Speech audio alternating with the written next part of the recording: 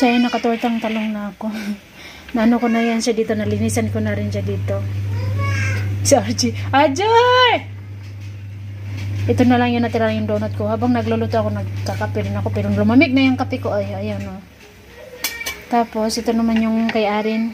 May dalawang natira kanina. So, yung isa, hinati namin ni ako at kay RJ. Tapos yung isa naman, hinati ni Arin at ni Ayman. Yan, diba? Nagustuhan talaga ng mga bata yung donuts. Tapos ito yung panghalo natin. Nagkuha na ako ng talbos ng kamote. And then, ayan. Ilagay ko na rin yung tanglad. Ano lang, hinalo ko lang naman neto is yung kalahating onion, kalabasa, and then talong. Isang pirasong talong. Kasi isang piraso lang yung nilagay ko kasi may tortang talong na tayo eh. Ayan. Tapos pag medyo malambot na yan, lalagyan na natin to. So okay na yan. Sayang lang wala akong malunggay. Mas masarap talaga yung pag may malunggay, no? So okay na to. Bites na to. Ito at saka yung tortang talong. Mamaya po ulit guys, si Ayman nagwawalis. Tapos siya dito nagwalis sa loob. Sa labas naman siya magwalis. Siya yung nag-ano mismo. Mamaya na ako pasok mama. Mag-ano na ako. Tawag dito, magwalis muna ako sa labas. Kasi pinano ko siya, pinahatid ko yung sa kanya yung pagkain ng pato ba.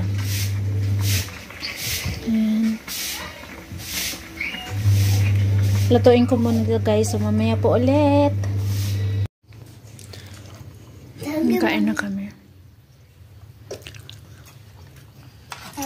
Yung tortang talong ginanyan ko na lang, hinimay-himay ko tapos nilagay ko dyan. Tapos ito yung sa akin guys. Oh. Yun yung sa akin. Tapos ito yung gusto nila, kumuha lang sila. Si RG kanina pa yan, tapos na siyang kumain. Nalinisan ko na yung kalat niya.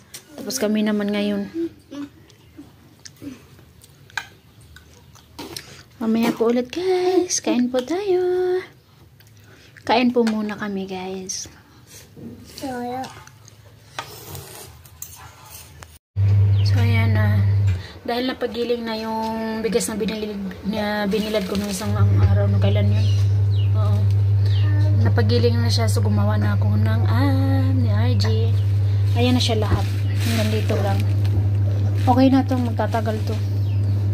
Tsaka konti-konti lang naman yung niluluto ko. Dinamihan ko lang yan ng tubig para hindi siya mabilis matuyo.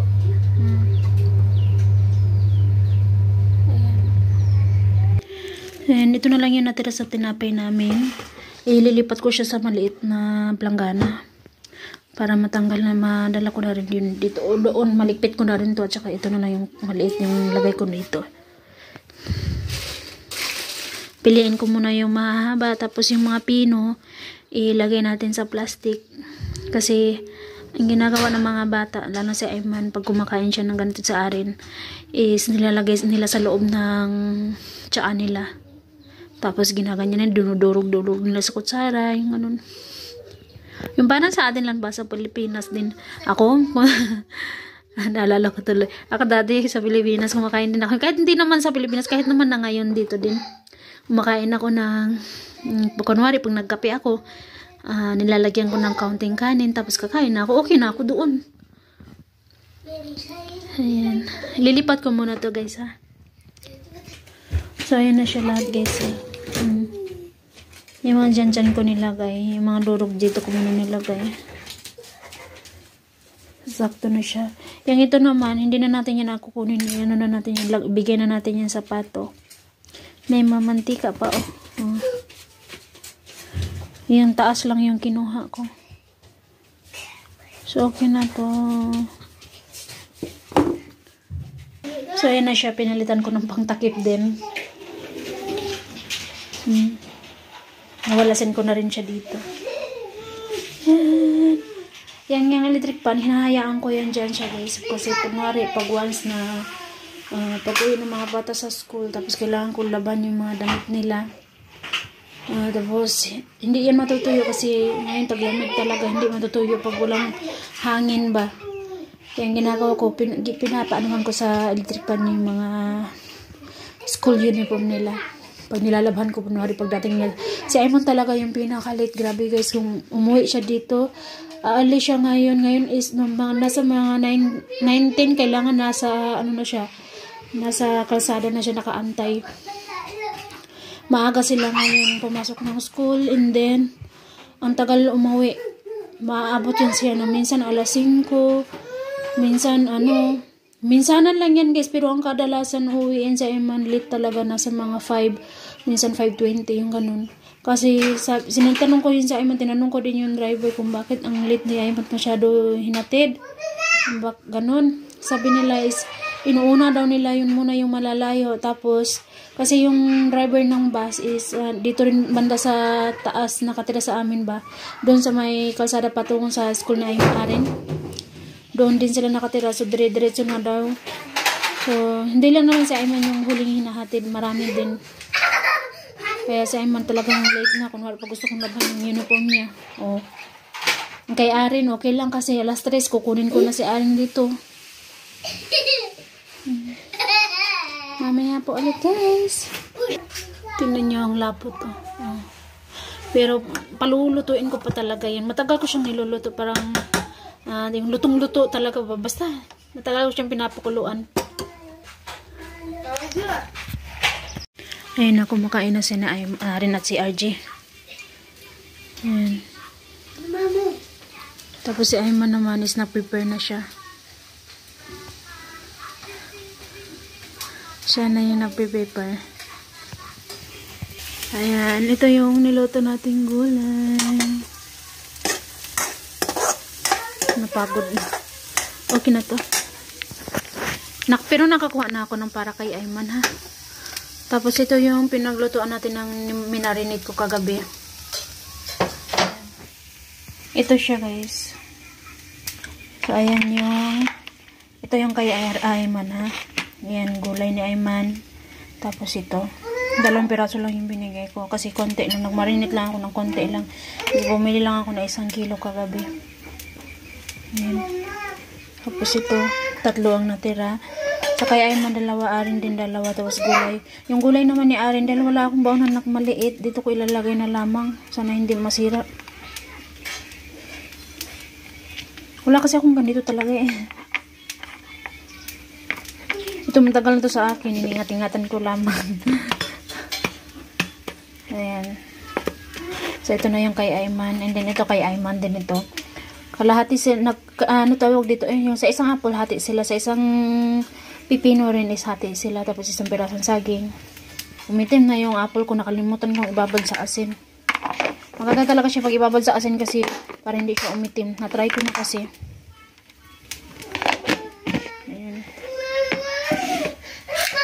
Tapos ito naman yung kay Aren. Ayan, naprutas niya. Lagyan natin dito. Hindi mo natin masakto yung saging dito. Parang hinati ko lang siya ng maliit. Ayan.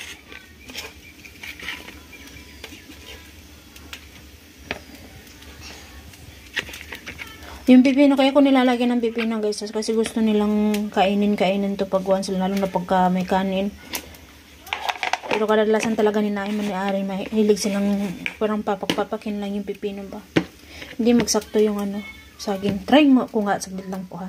Nagsakto pala siya guys. So, pero ganito yung itsura niya. Okay na yan. At least para hindi natin. Pag ilagay kasi siya sa bag, pag separate mo siya ilalagay, basta bag mo lang siya ilagay ng ganun yung saging, masisira. Kumbaga malata ba. Tapos ito actually, ito kagabi ko pa ito hinanda. Ito yung ginisa ko ngayon. Ayan na. Diba? Pero hinalong ko siya ng cabbage. Yung cabbage hindi ko na na-slice kagabi. Okay lang kasi mabilis naman yung hiwain yung cabbage eh. Ito lang, ito yung baggy beans. Liit ko talaga siya. Ayan o. So ito na yung natira. Papakain natin yan dito. So halo natin dito. So ayan na siya guys. Aren, come here. Ayan. Ayan, hinabol ko yung orange na maliit. Ayan, ganito lang siya kaliit. Buo.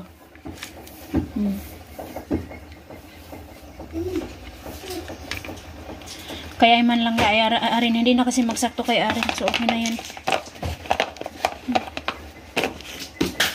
So, yan na. Kay Ayman. Yung gulay, inaano ko talaga siya sa yung parang tela. Para pag once matumba man siya, yung sabaw niya hindi diretso dadaloy sa bag niya ba ni Ayman. Yan. ginagawa ni RJ. Bye! Chito, Chito!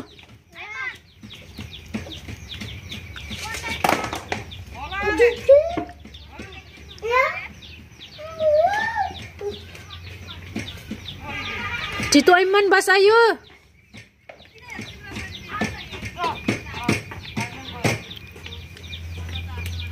Tumunog na kasi yung bus na Ayman, kaya kailangan dapat andun na siya sa pag yung bus kasi ni Ayman, pag papunta sa taas is tutunog yan. Pag pabalik na dito, saka lang isa sakay si Ayman.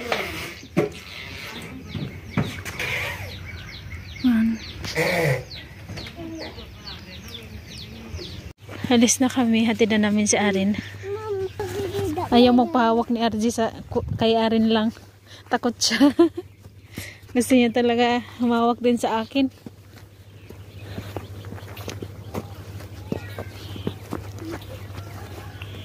Mami, wala ito kampo di sana ginulay.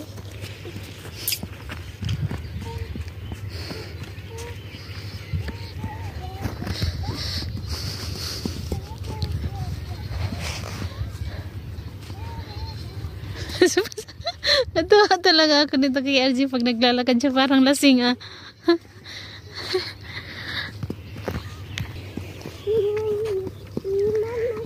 Na nagsusayaw pa siya. Nagtagtuyok pa yung kamot. Yung aso, nasa likod ko lang pala yung aso kanina.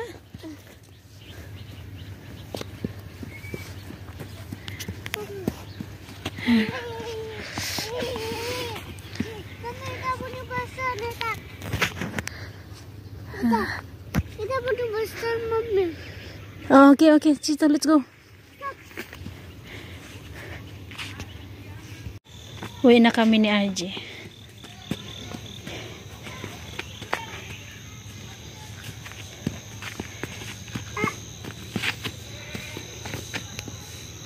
Oh! Ut! Oh! Ut!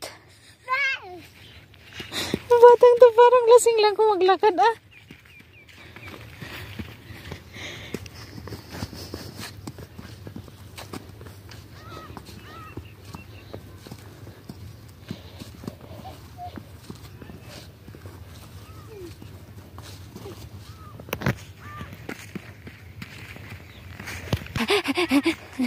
RJ!